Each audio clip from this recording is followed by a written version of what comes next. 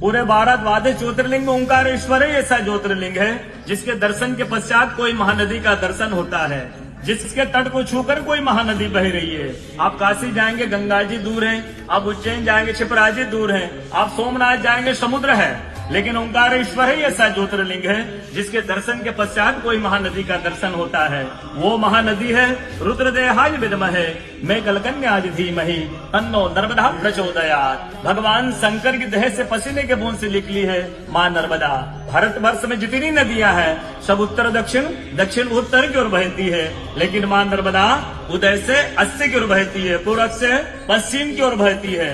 भारतवर्ष में जितनी नदियां हैं उसमें नर्मदा ही नदी ऐसी है जिनके जितने कंकर हैं सब शंकर है।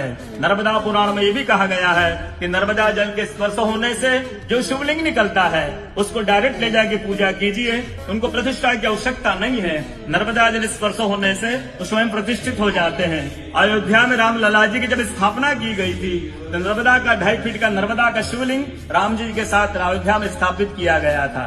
और कहा गया है कि रेवा तटे तपम कुर्यात मोक्षदायिनी गंगा। कलयुग में आपको तप करना है, नर्मदा किनारे जाइए, और मोक्ष करना है तो गंगा किनारे जाइए। रेवा तटे तपम कुर्यात मोक्षदायिनी गंगा।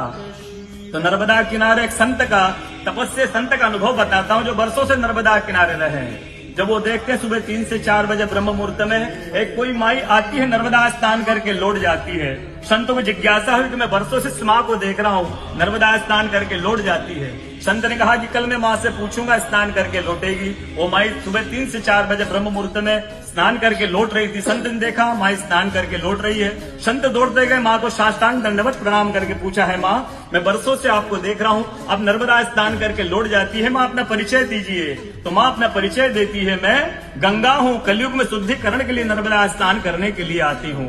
बोलो गंगा मैया की जय, नर्मदा मैया की जय, ओंकारेश्वर भगवान की जय, आज के कथा के आनंद की जय, भक्त और भगवान की जय।